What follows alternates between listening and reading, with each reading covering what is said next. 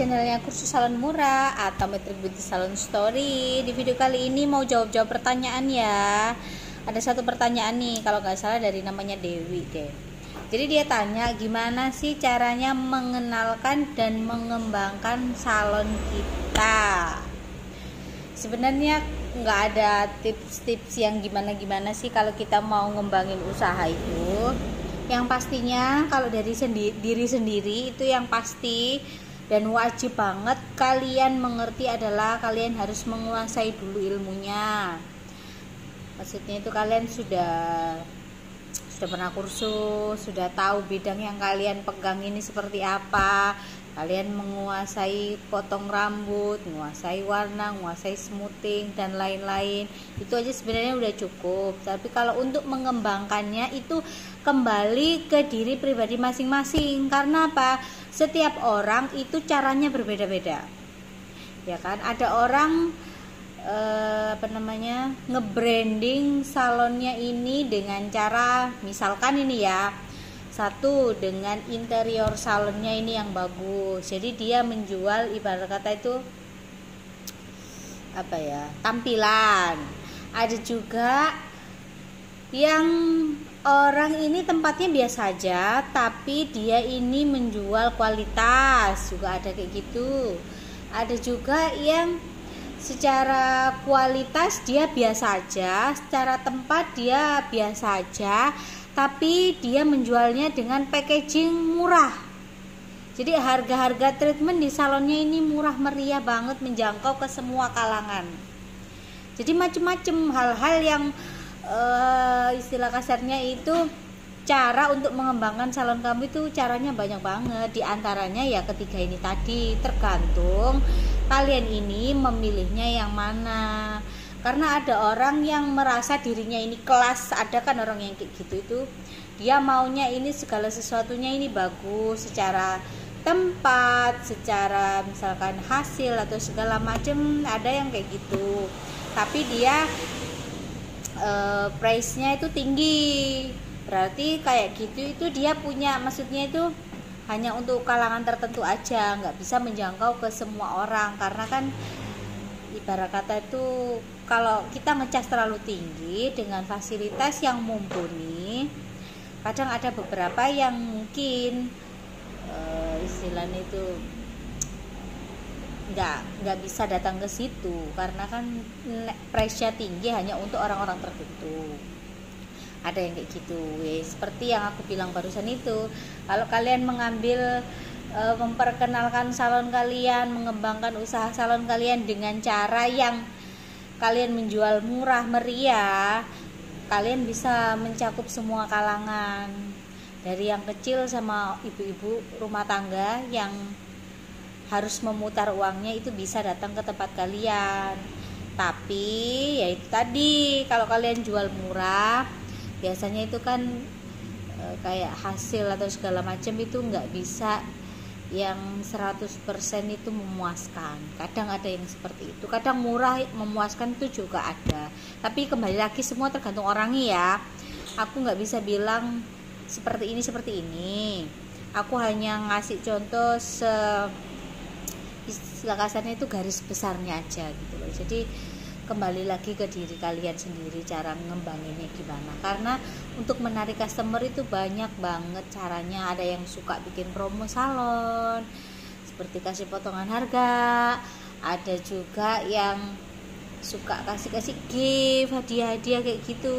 Karena pada dasarnya orang Indonesia itu suka kayak gitu-gitu gitu loh.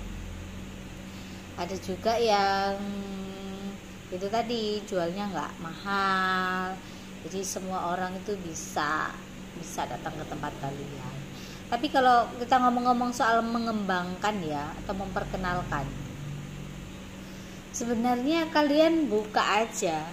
Dengan kalian buka setiap hari teratur, jadwalnya pasti, orang akan mengenal salon kalian sendiri kok. Asalkan kalian nggak sering tutup, itu aja. Orang akan mengenal diri kalian sendiri. Beda dengan kalian berapa hari buka terus tutup, terus buka lagi tutup lagi. Orang akan cenderung menganggap kalian ini nggak serius membuka usaha. Ibarat katanya tuh sedino buka sedino enggak, orang akan kecewa dan orang akan lari ke tempat lain. Tapi kalau jam buka kalian ini pasti, hari yang kalian buka ini pasti, orang akan mengenal dengan sendiriannya usaha kalian itu. Jadi kalian nggak perlu khawatir, nggak perlu ragu, salon kalian nggak dikenal orang. Ibarat katanya tuh setiap orang punya ada waktu sendiri untuk kembangnya ini mekar. Oke, tahun ini bungaku mekar, tahun depan bisa jadi bunga kamu yang mekar, karena semua bunga itu mekarnya nggak bersamaan, jadi satu-satu.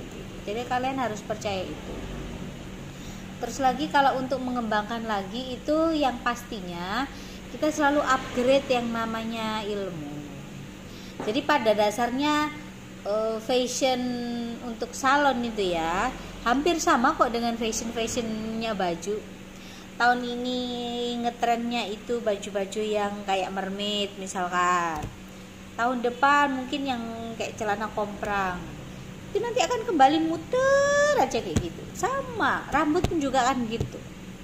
Tahun ini ngetrennya misalkan warna-warna fashion peekaboo nih. Sebenarnya warna-warna kayak gitu sudah pernah ngetren di tahun-tahun sebelumnya, tapi dengan versi yang mereka warnanya bukan hanya cuman di dalam toh, jadi mereka hampir ngefull. Biar kata ini kan sama ya. Cuman kalau sekarang kan lebih karena warnanya ngejreng-gonjreng taruhnya agak di dalam supaya apa? Ketika dia diurai rambutnya kan nggak terlalu kelihatan mencolok sekali. Sedangkan ketika dikucir ataupun diapain gitu, dinaikin ke atas gitu ya, itu lebih kelihatan gojreng. Jadi kembali lagi kayak gitu tuh mah tren yang dibolak-balik, dia akan putar terus saja kayak gitu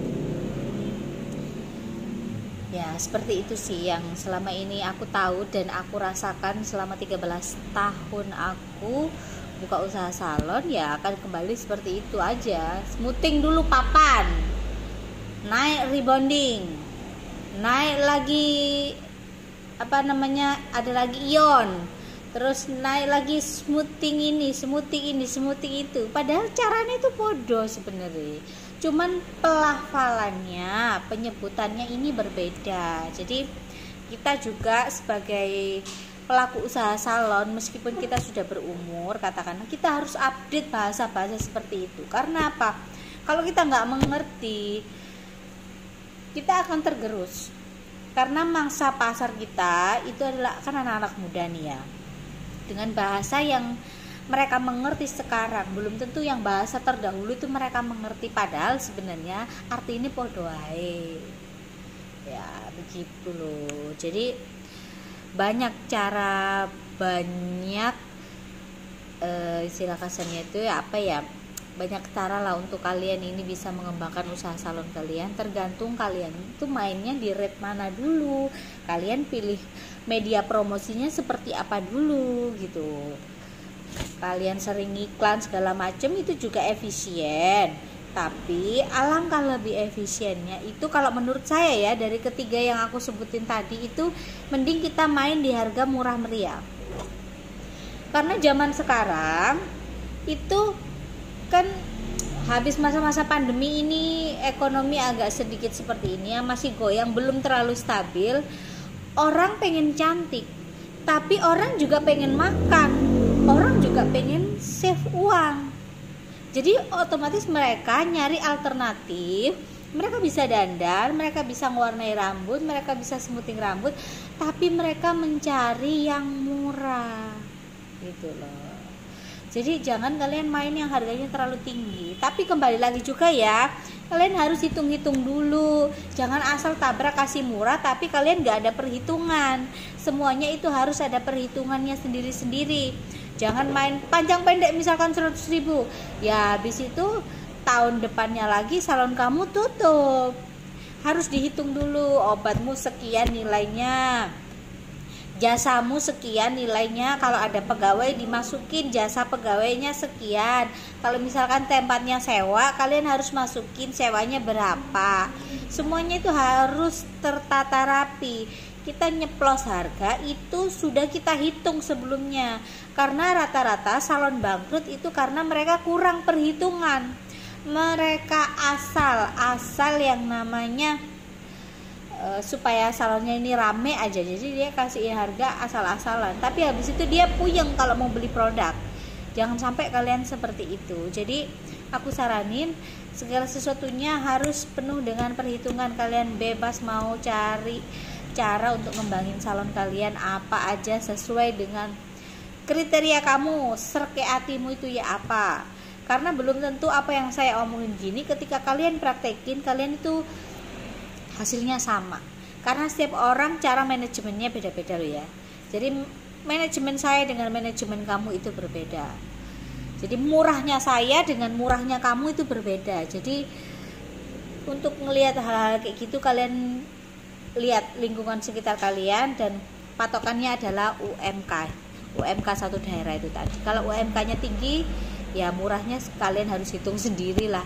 Aku nggak bisa perkirakan karena aku juga nggak tahu kalian tinggal di daerah mana, dan itu aja sih yang garis besarnya yang mau aku sampaikan.